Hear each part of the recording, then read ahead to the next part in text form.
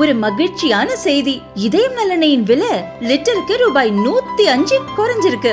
September 2023ல 1 litre இதயம் நல்லெண்ணெயின் அதிகபட்ச விலை ரூபாய் 503. ஆனா இப்ப 1 லிட்டர் இதயம் நல்லெண்ணெயின் விலை ரூபாய் 398 மட்டும்தான் தமிழ்நாட்டுல. அப்ப இனிமே எல்லாரும் இதயம் நல்லெண்ணெய் வாங்கலாம் இல்ல?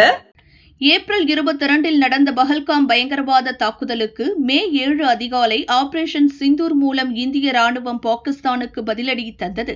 அன்று முதல் தரைவழியாகவும் வான்வழியாகவும் இந்திய எல்லைப் பகுதிகளில் பாகிஸ்தான் ராணுவம் தொடர்ந்து தாக்குதல் நடத்தியது. 3 நாட்களாக நடந்த ஒவ்வொரு தாக்குதலையும் நமது ராணுவமும் எதிர்கொண்டு முறியடித்து வந்தது. இதனால் இந்தியா பாகிஸ்தான் எல்லையில் போர் பதற்றம் அதிகரித்தது.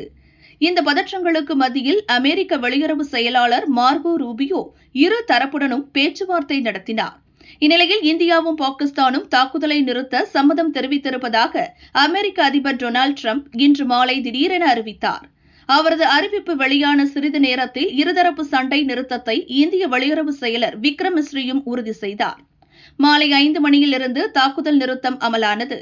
தரைவழி, வான்வழி, கடல்வழி என இரு நாட்டு முப்படைகளும் அனைத்து ராணுவ நடவடிக்கைகளையும் நிறுத்திக் கொள்ள சம்மதம் தெரிவித்துள்ளதாகவும் அவர் கூறினார். இருதரப்பு தாக்குதல் நிறுத்தப்பட்டது தொடர்பாக இந்திய வெளியுறவு அமைச்சர் ஜெய்சங்கர் கருத்து தெரிவித்துள்ளார். துப்பாக்கிச்சூடு ராணுவ நடவடிக்கையை நிறுத்துவது குறித்து இந்தியாவும் பாகிஸ்தானும் இன்று ஒரு புரிந்துணர்வு ஒப்பந்தம் செய்துள்ளன. அனைத்து விதமான பயங்கரவாதத்துக்கும் எதிராக இந்தியா தொடர்ந்து உறுதியான சமரசமற்ற நிலைப்பாட்டை கடைபிடிக்கிறது. அது தொடரும் என்றும் அவர் குறிப்பிட்டுள்ளார்.